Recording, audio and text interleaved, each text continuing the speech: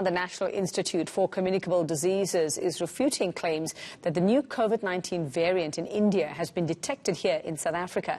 This as COVID-19 infections in India continues to rise sharply. The institution says South Africa has not reported the B.1.617 variant. Let's get the latest information now from Professor Adrian Puren from the NICD. Prof, a very good evening to you and thanks so much for your time. I think there's a fair amount of panic with the reports we're all seeing today of a traveller from India to South Africa testing positive for COVID-19 down in Durban. What do we know about that? And then just allay fears around this. So I think we really do need to allay public fears. I think we do know that there's one case so far that has tested positive for COVID. And at this point, no sequencing has been done, or the sequencing result to tell us whether or not it is the B.1.617 variant has still not been ascertained. So I think we really need to keep calm and just wait for those particular results. Nevertheless, I mean, the key things, obviously, and I'm sure that that's what's happening in KwaZulu-Natal, is that particular individual would have been placed in isolation, depending on his or her condition, and that the tracking and the tracing, isolation, quarantining of individuals that may have been in close contact should take place in order to try and limit further spread, regardless of whether or not this is the variant that is currently in circulation in India. All right, so just to clarify, the testing is not yet done. So can we definitively say then that this variant is not here in South Africa, or is it a let's wait and see before we panic situation? Yes. So let's wait, but not panic at all. Yeah. In fact, I think even if we do identify this particular variant, I think we do need to treat it as we would all other variants in circulation. As you know, we went through this particular phase, the resurgence phase, where we did have a variant that had high transmissibility, and we managed that as we would if the new variant is also identified. We would do similar procedures as well. So I think it's really not a cause for panic. It's obviously a cause for being alert and instituting all the required measures in order to try and limit transmissions as best as is possible. I suppose what's also sort of fueling those worries, Prof, is that just last week we saw reports of a case of the Indian variant being detected in Uganda. Absolutely. So, variants are going to be around us because we have travel.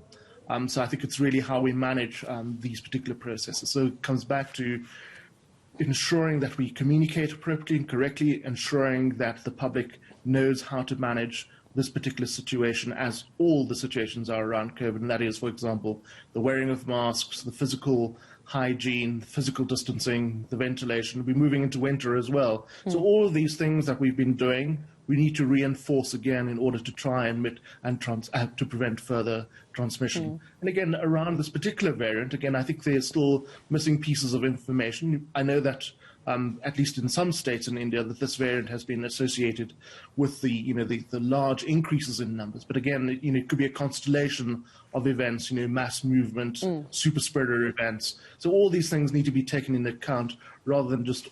We know that it is a variant of concern because of the changes that we certainly have observed on that. But I think we just need to be cautious around whether or not this is going to be the new variant that will take over in South Africa. And I know, we have to have this conversation, Prof, every time we hear of a mutation or a new variant as well. But I think it's just wise to sort of remind people of what happens when there is a mutation of the virus or there is a variant. And it doesn't necessarily mean it does something different to the body. It's just the way it's spread. And this one, I think, why it is actually worrying people is that we're hearing that it is causing or it is affecting younger people more seriously now.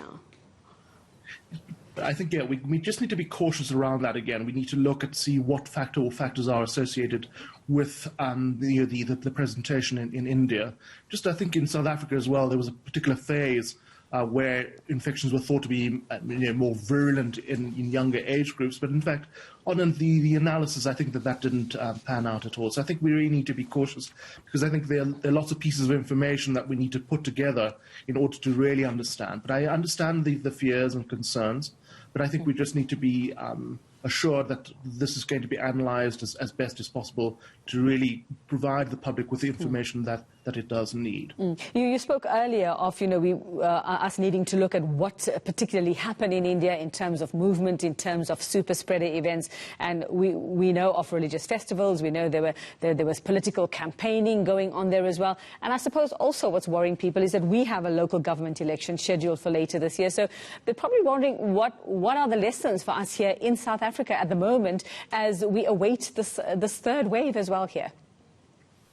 Absolutely. So again, it's all about risk and managing risk, in other words. So again, if we're thinking about being outdoors, admittedly the risk is less, but again, the virus is still transmitted under those particular circumstances. So again, we need to say, how are we going to manage the numbers? How are we going to manage the congregant events in order to prevent these types of transmission? If we're indoors, again, the risks go up higher. So again, you're thinking of things of larger numbers, closer contact, lack of ventilation. So all these particular factors really need to be taken into account regardless of the types of events, including elections. Now, I see that there's just a statement released a couple of days ago, Prof, just talking about the potential third wave and what could or couldn't happen. Just bring us up to speed on, we all expected we were going to see this happening sometime in April. April has passed, but of course, colder weather is setting in, especially here in Gauteng. What specifically has been found out about the third wave and the potential for that to happen, and how bad it could be, or not as bad as we expect?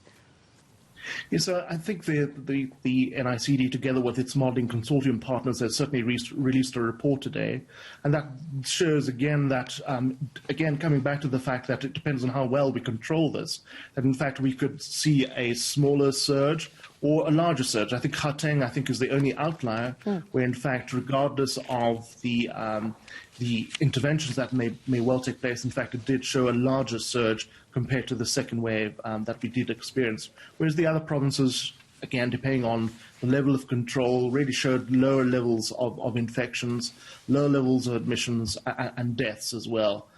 But sometimes approximating, especially if we let down our guard, it could certainly approximate the second wave. So critically, I think it's around communications, risk communications. It's a matter of ensuring that the resurgence plans are ready, our hospitals are ready, oxygen is available, that our healthcare workers are being vaccinated, because again, these particular factors will certainly influence how we manage a likely third surge.